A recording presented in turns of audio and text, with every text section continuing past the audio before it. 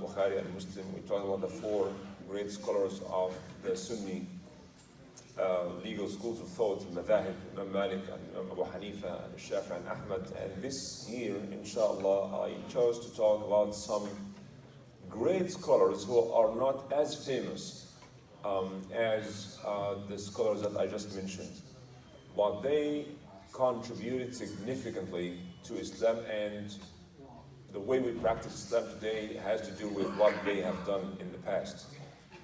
Those are the scholars actually who shaped how Islam should be practiced, or the shape that the practice of Islam in different places in the Muslim world. We need to learn from them, their contribution, their lives, and their personal character, and how they devoted their entire life to serve this deen. And cannot be thankful enough for them. One of these great scholars, I call him encyclopedia. He is a walking encyclopedia. He is a university. He is not just specialized in one of the science of Islam, but he is the imam in every science of the religious science, tafsir, hadith, Arabic language, morphology, grammar, qira'at, and importantly, history. So he's a historian. One of the best linguists. Can anybody tell whom we're talking about today?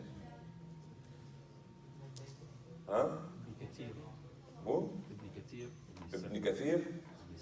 Ibn Kathir, in fact, if you read Ibn Kathir, is just a small summary of the tafsir of the guy that we're going to talk about today. So when I'm in a hurry, I read Ibn Kathir. If I have time, I read the original. The first one who wrote a book of tafsir. He is known as the Imam al-Mufassirin. Al-Imam al-Tabari. Imam Muhammad ibn Jarir al-Tabari. Muhammad ibn Jarir al-Tabari. Have you heard this name before? Okay, so what's Tabari? What is the Tabari? You know, the Tabari, usually the ulama give the name of the place in which the person was born. Like al-Bukhari is in Bukhara, right? Al-Tirmidhi from Tirmidh, right? Al-Qurtubi in Qurtuba, in Andalusia, right? And so on. So what does Tabari come from? Not Buhair Tabariya, you mean? No. That's smart, but not true. It's coming from Tabaristan. Tabaristan is in the northeast of Iran today. So how many scholars we talked about are originally from Iran, from Faris, Persians? Al-Bukhari and Muslim, Naysaburi, and Tirmidhi, and Ibn Majah, Imam Ghazali. All these people came from this part of the Muslim world. And Tabaristan, the capital of the important city is called Amil. In Tabaristan, it's like Detroit in Michigan. It's called Amil. Amil is still a very well-known city. It's 180 kilometers northeast of Tehran, so not very far from Tehran. Imam al-Tabari, what's unique about Imam al-Tabari, if you want to just summarize the biggest characteristics of Imam al-Tabari, just to keep it in your mind, it would be a very powerful determination, very strong determination. To achieve anything in life, you have to be determined. You have to have this azima or azm, right? Himma. Call it himma in Arabic. Is it himma in Urdu as well? The himmat. Okay, how to translate himmat? Not courage. Determination, right? Let's say determination. You know, when someone is determined to do something. And the second thing is amazing, sharp mind. Very, very powerful mind. We talk now about professors, people, intellectual, wrote like 4, 5, 6 books. We'll see now how this guy wrote so much with his own hand. So these two things to keep in mind. You remember Imam al-Tabari. Imam al-Tabari, when he was very young, his father noticed that this boy is different. He's so special. He memorized everything, right? Very wise. He memorized the Quran when he was 7. And he used to lead Taraweeh. He's one of the great scholars who used to be known as Imams of Taraweeh, like Ibn Taymiyyah, Ibn Jarir al-Tabari is one of them. He had a very good voice, very nice. When he was 8 years old, he was the Imam of Taraweeh. And he started writing the hadith when he was 9 years old. Imagine when someone with this intelligence, this young age, is doing this. Memorizing the Quran at the age of 7, leading his community, Taraweeh, when he was 8, and writing the hadith with the sanad, of course, not just the matn or the text of the hadith, but the whole chain of narration. And he started his journey like all other scholars. You will never find one of these great scholars staying in one place listening to the scholars of one city. They don't do that. You have to travel, because no matter how good the scholars of your city, it's just the scholars of your city. You have to go somewhere else. And one of the places that they have to go to, read any biography of any great muhaddith or faqih or scholar, they have to stop by Baghdad. Baghdad was the place. Baghdad and Basra and Kufa, Iraq. Baghdad, then Basra in south, and Al-Kufa up north. He went to Ar-Ray, he went to Baghdad, Al-Basra, Al-Kufa, he went to Al-Sham, Damascus, and then he went to Egypt, Fustat. And he went back and he settled in Baghdad. And of course, the reason why they go to meet people, and one of the interesting things that he went to Baghdad to meet Imam Ahmad ibn Hanbal. Imam Ahmad ibn Hanbal was, of course, we talked about him, was the Imam of Hadith, the Imam of the Hadith. Imam Shafi'i relies on him when it comes to the science of Hadith. But Imam Ahmad died before the arrival of Imam al-Tabari, so he did not meet him. But of course, he met other, like Imam Yahya ibn Ma'in and the students of Imam Ahmad ibn Hanbal. And wherever he goes, he takes notes and he asks questions, and he built this amazing knowledge by meeting scholars and with this amazing sharp mind that memorizes almost everything.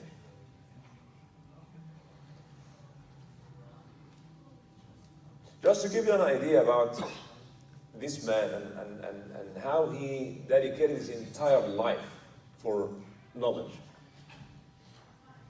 I forgot to say that his father has some farms, some lands, and he told his son, you don't have to work, just focus on this, knowledge, because he realized how great his mind is.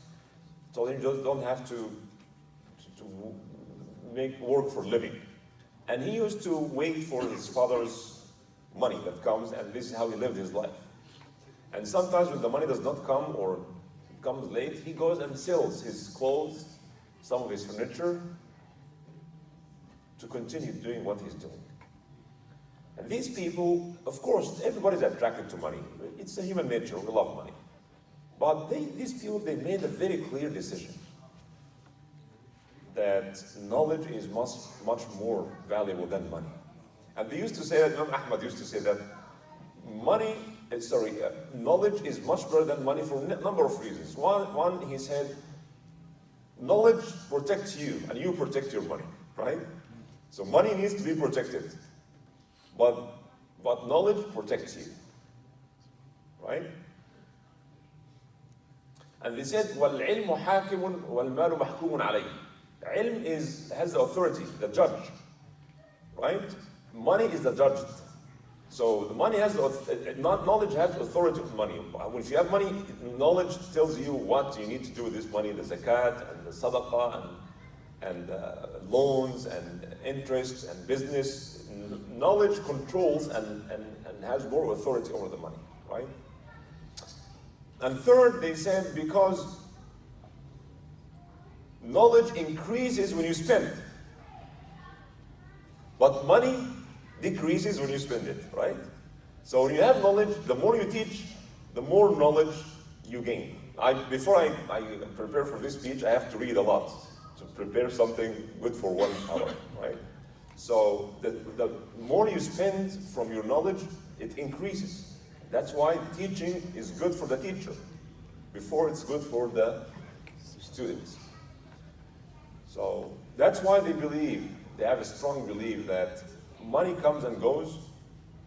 It doesn't matter so much in the eyes of Allah how much money you have, but knowledge is more important. So they made a clear decision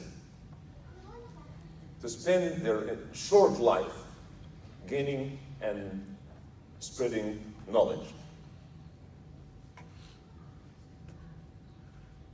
He was, of course, Hafiz, and he knows the qira'at, the whole different qira'at of the Quran, not just one.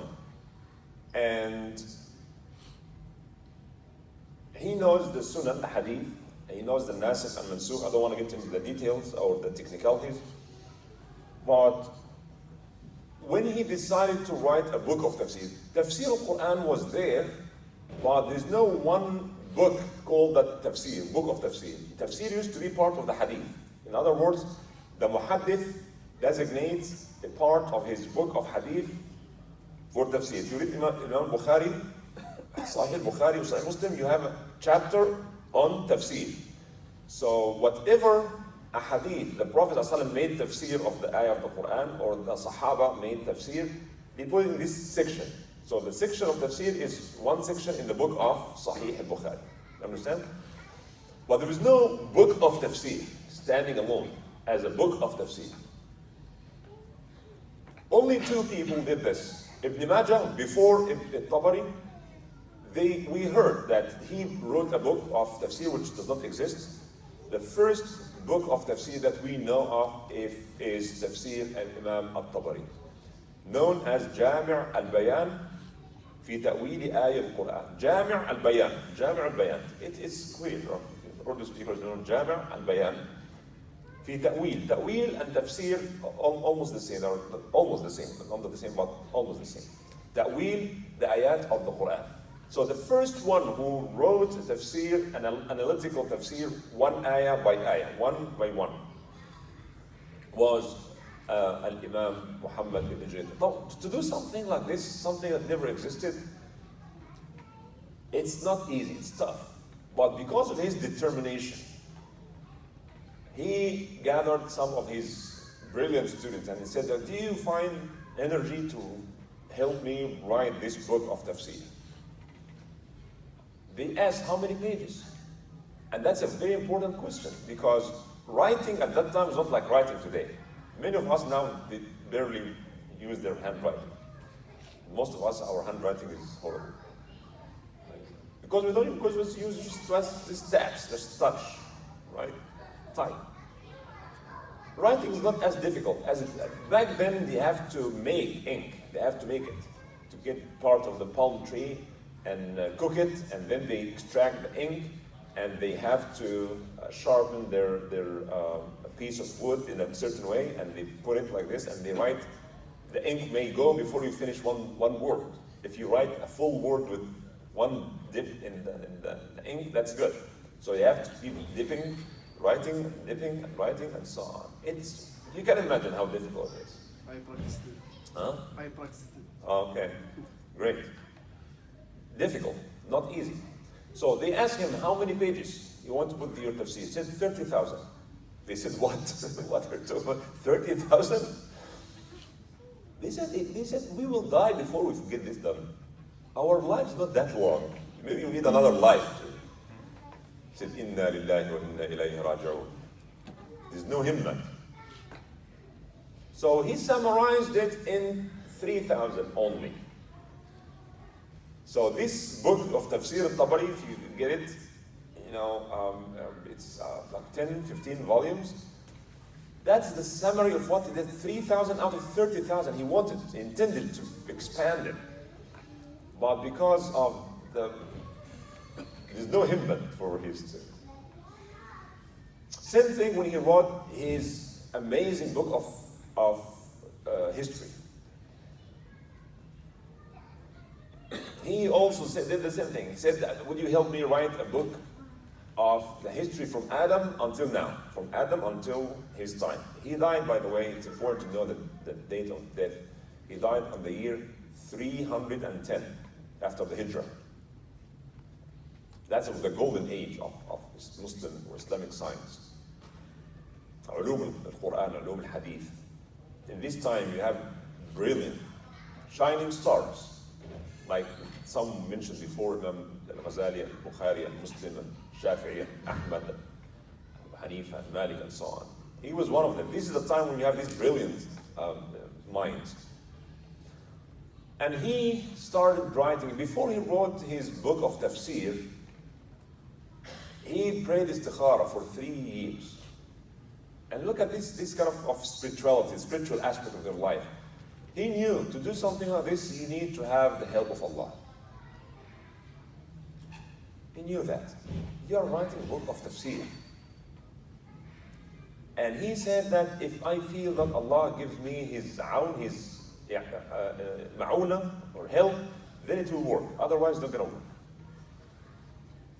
Arabs used to say that إذا لم يكن عون من الله للفتى فأول ما يجني عليه اجتهاده.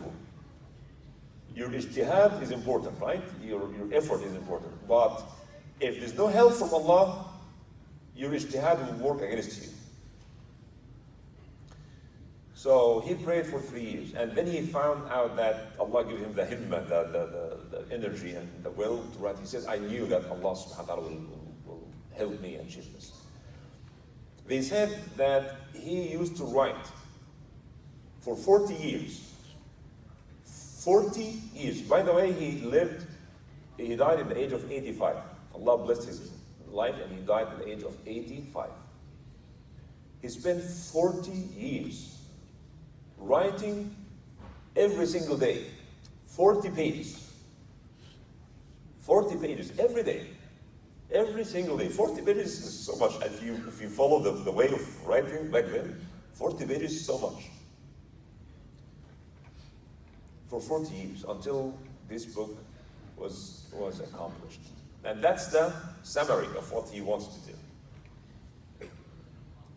Jami' al-Bayan. It's important also to know the method of Imam al-Tabari's writing. The tafsir of the Quran has 2 main schools, or methods if you want. One method is known as at-tafsir bil-ma'thur. At-tafsir bil-ma'thur. And the second is called at-tafsir bil-ra'. Ma'thur means, like ma'thurat, it is based on narration. So Imam al-Tabari, this is what he says, how he did his tafsir. He says, Bayan ta'wil alhamdulillah rabbil alameen. What is the meaning of this? And he brings all opinions. I'm just giving an example. All opinions, all the opinions of the meanings. And he says, and I choose this one because I found this one to be the strongest opinion. Okay? So he does not just say, this is the tafsir of this ayah, right? No, he says, there are a number of tafsir of this ayah, right? One, this is the opinion of Ibn Abbas. And then the other opinion of Ibn Mas'ud. And the third opinion of Mujahid. And fourth is Muqatil. And then Ata ibn Rabah. 5, 6 opinions. He mentions all of them with the narration, with the sanad, يعني, the chain of narration. روى علي بن أبي طلحة عن عبد الله بن عباس, he said, this is the tafsir. And Hassan al-Basri, and he narrates, who narrated from Hassan al-Basri. So it's not just Hassan al-Basri said, no, who narrated this from Hassan. So the chain of narration is also mentioned. So he mentioned the 4 or 5 or 6 different possible tafsir of the ayat, and he chooses what he thinks the right one from his perspective. So if you read Ibn Kathir, Imam al-Tabari, you will find this very normal, very standard. Bayan ta'wil hadil ayah. 1, 2, 3, 4, 5, 6, and then he makes it. That's why if you read Ibn Kathir, Ibn Kathir also says that there are a number of tafsir, and Ibn Jarir al-Tabari chose this opinion. So Ibn Kathir uses the choice or the preference of Imam Ibn Jarir. يقول واختاره Ibn Jarir. This is the choice of Ibn Jarir. So Ibn Kathir says that in his tafsir. And you really, if you read Ibn Kathir, it's like a baby comparing to Imam al-Tabari's tafsir. So if you are in a hurry, you have no time, just read Ibn Kathir. That's it. But if you have some time, And that's very good for scholars to know the various possible tafsir. Like for example, you read وَالْعَادِيَاتِ ضَبَحًا فَالْمُورِ. What's الْعَادِيَاتِ ضَبَحًا? الْعَادِيَاتِ ضَبَحًا says that many said al-khayl tajri fi sabilillah, the horses that used in jihad. Ali ibn Abi Talib said, no, that's not true. This ayat was the real Badr, and Badr we have only 2 horses. But this talks about the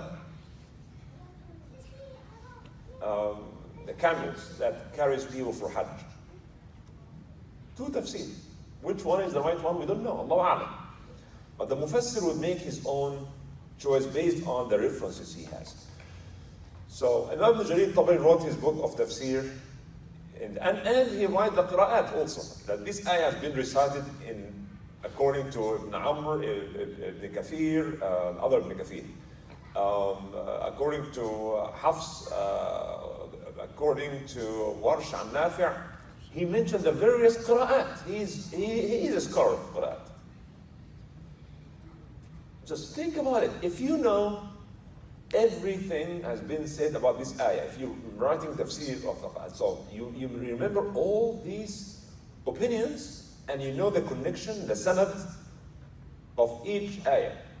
Let's say each ayah had 3 or 4 different tafsir, and you mentioned. So can you imagine how great his memory is? Write every single day, 40 pages of this tafsir. And that's one of the things he worked on. Tafsir was not the only thing. If he's done nothing but tafsir, that would be great achievement. But this is one of so many things he wrote. He is a faqih, and one of the first books he wrote, the first book he wrote was about ikhtilaf al-ulama. Why the ulama have different opinions. And he said every student of fiqh must read this book. You need to understand why the ulama have different opinions. You need to understand the different methodology of the ulama. Right?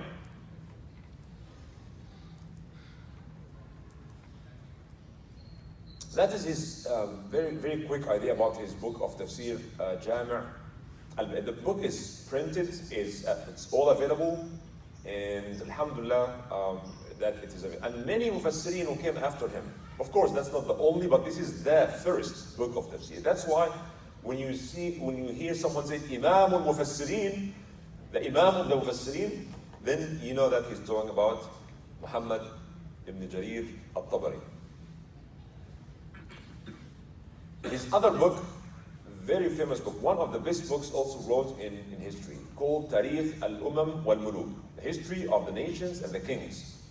Tarikh al-Umam wal-Muluk. Also, he brought it down to 3,000 pages, although he wanted to make it much more.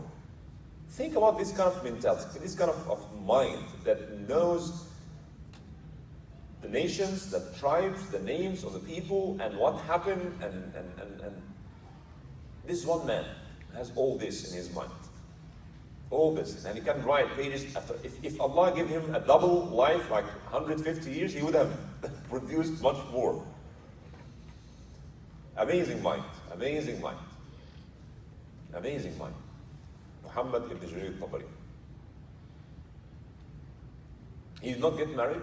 There's no time for marriage and kids and all these kind of things. So you can imagine. He was just spending his life from his childhood until he died at the age of 85, doing nothing but writing and teaching. With a man with a great character. He does not get involved in politics and animosity and hatred. And of course, a great man like him has been attacked, and as we will see now.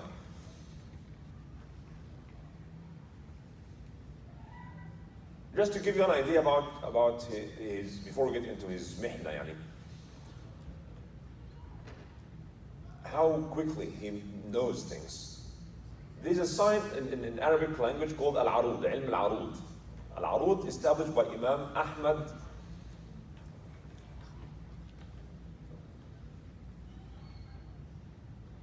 Al-Khalil ibn Ahmad al-Farahidi. Al-Khalil ibn Ahmad.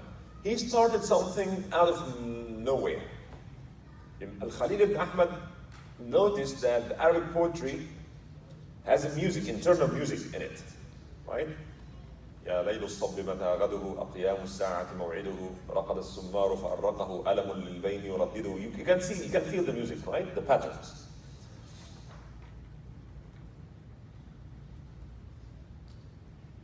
And he was walking in the souk, the market area, and the souk al-Nahasin. Nahasin, those who make out of copper, they make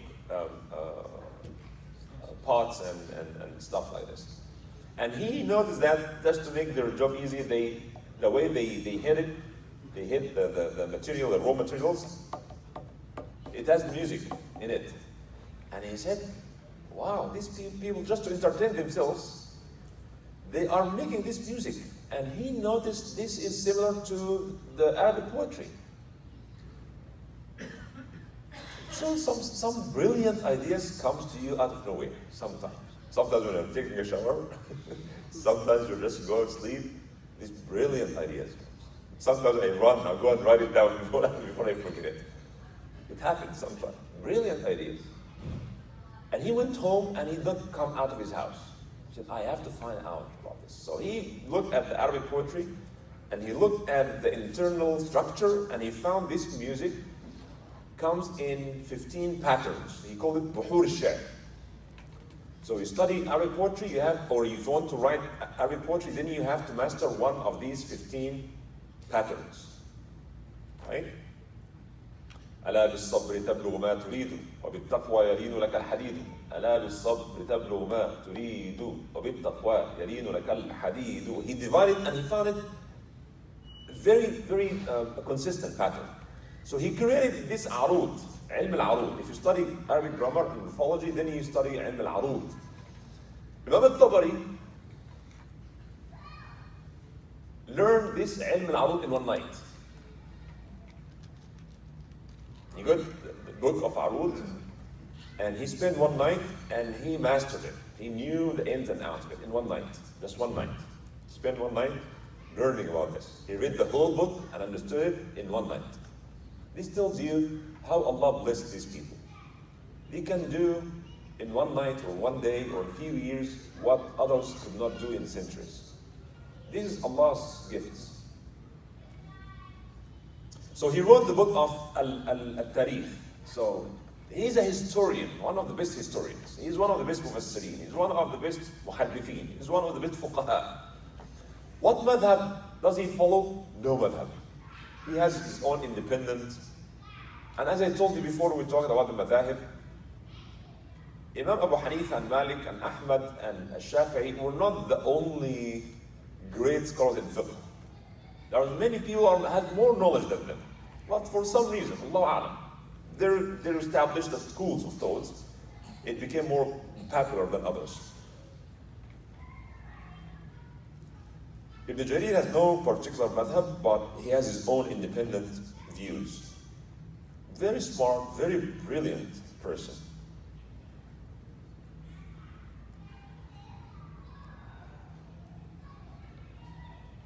Imam al-Tabari, because the book he wrote about Fada'il al-Imam Ali ibn Abi Talib. You know, at that time you need also to know the political context. That was the time of the Abbasiyin. And the Umayyads and the Abbasids, they hated Ahlul Bayt. Because they thought of them as potential danger. Not like anybody talk about Ali and Hassan, Hussein and so on. They either imprisoned them or killed them. So because he wrote a book about Fada'il al-Imam Ali ibn Abi Talib. The dominant madhab at that time in Baghdad was Hanbali madhab. And many fanatic Hanbalis, they hated Imam al-Tabari. And they called him a Shia, Rafidi. And of course, he's not right, because he also wrote a book about Fada'il Abu Bakr and Umar. One book called Fada'il Abu Bakr and Umar, radiallahu anhu. They hated him so much, they were so jealous of him, like Imam Bukhari, if you remember last year, we were talking about this. And they prevented him from teaching in the masjid. He cannot come and teach in the masjid. And they spread so many rumors about him, that his Shi'is, his Aqidah is ruined, and he's not a good Muslim, and this and that. They stopped him from coming to the masjid to teach. Not only that, they stopped people from visiting him. He was almost under house arrest for years. This great Imam was supposed to be honored. He was under house arrest for the last years of his life. Could not come out and teach. People were not allowed to visit him in his house. While he was staying there, making his ibadah and writing. He was the man of the Quran, Al-Quran. He has his own hizb of Quran that he never missed. So many students learned from him. And people used to come and talk to him and learn from him.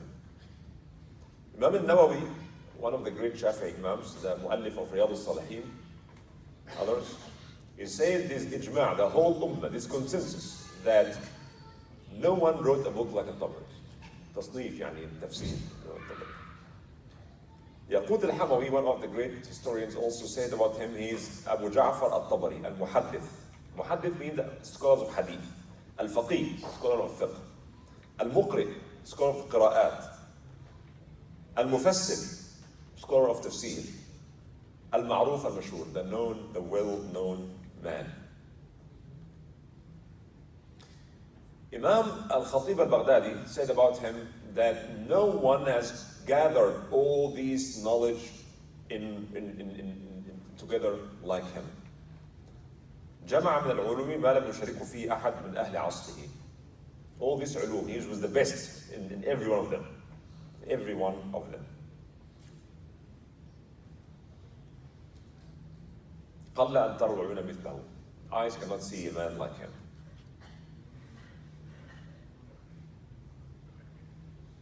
Same thing, other Ahmed ibn Khillikan said, العالم المجتهد, عالم العصر, كان ثقة trustworthy, صادق, truthful, حافظ, رأسا في التفسير, إمام في التفسير, إماما في الفقه, الإجماع, and he knows the اختلاف of the ulama, and he is the best in history and أيام الناس, the events, scholars of language and qira'at. And so many. Ibn Taymiyyah, for example, said about him, as for the books of tafsir, the most authentic and valuable one is the tafsir of Al-Imam Ibn Jarir Al-Tabari. He died between Asr and Maghrib on Sunday, 26th of Shawwal. And they said that on the day he died, at Dhuhr Salah, I was not feeling, it was 85, I was not feeling good. And he asked for wudu. They told him, yes, you are sick, you can pray Dhuhr and Asr together. You don't have to pray Dhuhr on time and then Asr on time because you're sick. It is a rukhsa. He said, no. He prayed Dhuhr on time with difficulties. And then he prayed Asr on time. And then he died after that. And he was buried the next day on Monday. And they said, we cannot count how many people came for his janazah. Cannot count. Although he was forced not to teach. Because these fanatic Hanbalis, religious people, quote unquote religious people, with their hearts full of hatred, animosity, and jealousy of him, they prevented him from teaching. But when he died, they said we cannot count how many people died. And not only that, those who could not attend the funeral, it is Sunnah, Hadith al-Bukhari and Muslim, that the Prophet ﷺ, when this lady who used to clean the masjid died, they buried her, and then the Prophet asked about her, and said, she died, and we buried her. That was later on. He said, why didn't you inform me? He said, sallallahu alayhi wa sallam. And lady don't even know her name. She comes to clean the masjid. She's not a famous, not a high class, high profile woman. And the Prophet ﷺ did not like it, that when they did not inform him about her death. Show me her grave, he said, sallallahu alayhi wa sallam. Take me to her grave. He took him there and he did the funeral, the janazah prayer there. So Imam Jarir Tabari, for months, people come in the day and the night, making janazah prayer at his grave, which is in Baghdad. Radiallahu anhu wa arda. I will stop here, inshallah, and if you have any comments or questions. Is it possible in every mother to do the janazah prayer? Huh? The janazah prayer in the grave? Yes, yes. With the exception of Imam Abu Hanifa. Only Imam Abu Hanifa said no. Although Hadith al-Bukhari and Muslim, and this is something you can ask Hanafi scholars about. Hadith al-Bukhari and Muslim. Very authentic. The Hanafis said no, but people we know did not do that. It was not the tradition. They did not see people doing this. Hadith al-Bukhari and Muslim. Anyways, don't want to get into this. But yes, if you miss the janazah, then you go and do the janazah at the grave. Yes, you can do that. So the Prophet did that. You don't have the ijma though. Huh? Just go individual and do it. Yeah. I mean, well, it doesn't matter. Individual is not individual. I mean, but if you missed it, if you attend the janazah, then there's no reason to make the janazah there. But if that happens, people die and then they come from overseas and after the janazah is done. So you go and do the janazah there at the grave if you miss the janazah. Because the janazah is a dua, basically. It's a dua. You have to at the site. Yes. How about people who do Salat al-Ghaib? Salat al-Ghaib is different. Salat al-Ghaib is when someone dies and no janazah was made upon him. So there are two opinions here. One opinion is if, let's say, someone died in Pakistan and they did the janazah there. Of course, we cannot attend the janazah here. Can we do the janazah here? It's called ghaib. Ghaib, the body is not there. He's ghaib, he's there. He's not here. Can we do that? Two opinions. One is yes, because the Prophet did this to Najashi. Najashi, the king of Abyssinia. He converted to Islam. And when he died, but the scholars said that because there is no janazah done there, that's why the Prophet did the janazah in Medina. But if the janazah is done, the Prophet never did the janazah for people who died and the janazah was made for them. He just made dua for them. Others said that Salat al-Ghaib should be done only for great scholars or just rulers and someone who was significant. A great scholar died somewhere, and of course not every Muslim in the world can go and attend the janazah. So they said only, but now how can you see if he's... Some Saudi students were very upset with me here in this masjid. You know when the King Abdullah died, the previous king of Saudi Arabia, the tradition in Saudi Arabia is to do the janazah, ghaib, only when the king dies, or perhaps when great scholars die. In our masjid, we don't do that. We don't do this here. Because we adopt the opinion that if the janazah is done, but what if someone died like drowned? The airplane crashed in the ocean and no survivors. Then you can do the janazah, because no janazah was done. They drowned. Then we can do janazah here, in this masjid, everywhere they can do janazah al-ghaib. That's absolutely okay. So they told me, after I prayed Jum'ah, after Taslim, 3-4 Saudi students come. Imam, let's do Salat al-Janazah because the King Abdullah. And I say, may Allah forgive him, but we don't do this here. Why? Our scholars do this everywhere in Saudi Arabia, in every masjid. Well, we are not in Saudi Arabia. And we don't do this. Every prime minister dies everywhere in the world, every king. And some say, oh, he's a good king, he's a bad king. We just close this door. We don't do janazah al-ghaib here. We make dua. And they were very upset with me. And they said inappropriate things. Well, I don't want to say it again. May Allah forgive them. But I just want to let you know that some people take it very, but that scholars, the Saudi scholars, as if there's no other scholars in the world except the Saudis. But the scholar said it. He said, well, you scholars said that with all due respect, but we don't do this here. There are scholars out of Saudi Arabia, by the way.